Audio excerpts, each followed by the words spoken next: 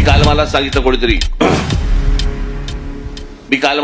कोणीतरी त्या दिवशी एक मेळावा बैठक लावली होती मुंबईला आणि काही मुंबईचे शाखाध्यक्ष आणि काही उपविभागाध्यक्ष आणि विभागाध्यक्ष काही हे हजर झाले नाहीत.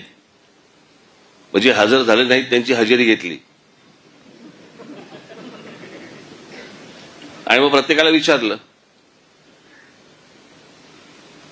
बघा काय कारण एक घरचे हे आजारी होते ते होतं काहीतरी बघ. त्यातल्या 5-6 जणांनी सांगितलं साहेब कुंभला गेलो होतो. म्हटलं गधड्यानं करता कशाला पाप.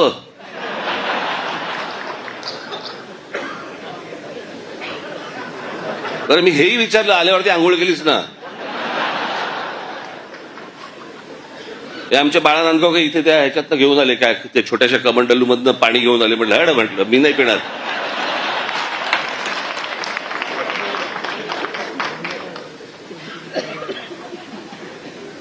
अहो मला सांगा आता तो सोशल मीडिया आलाय पूर्वीच्या काळात ठीक होतं.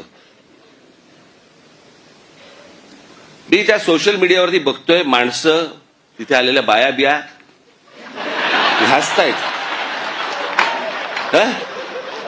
आणि बाळा नांदगावकर साहेब गंगेचं पाणी कोण पिईल ते पाणी.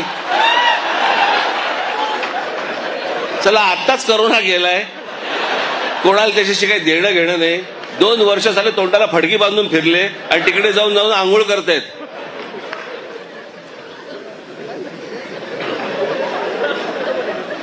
अहो मला माहितीये मी कित्येक स्विमिंग पूल बघितले असे जे सुरुवातीला उद्घाटनाच्या वेळेला निळे होते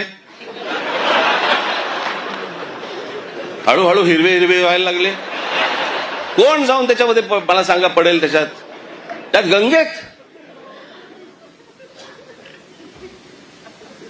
ह्यानं तिथे काहीतरी केलं ते मी इथे पितोय.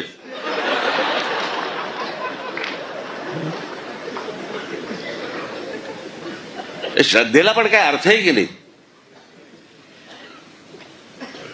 एक नदी या देशामधली स्वच्छ नाहीये.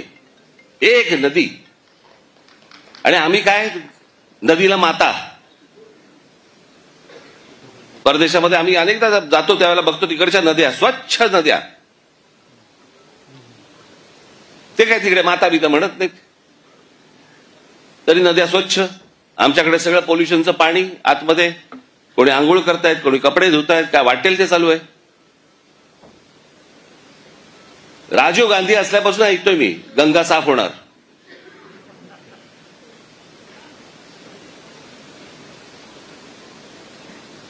मग मध्ये राज कपूरनी चित्रपट पण काढला. लोकांना वाटली झाली गंगा साफ. त्याच्यात वेगळीच गंगा. लोक म्हणाले अशी जर गंगा साफ असेल तर आम्ही पण आंघोळ करायला तयार आहोत. अजून पण गंगा काय साफ व्हायला तयार नाही.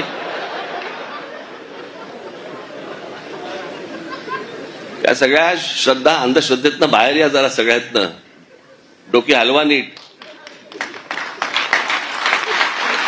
मुंशी लुंगियां बेहतरीन लुंगियां 100% कॉटन एंड पॉलिएस्टर लुंगियों के साथ साथ हुजैरी आइटम मेंसवेयर और एहराम के कपड़ों के लिए भरोसेमंद नाम मुंशी लुंगीज एंड गारमेंट्स.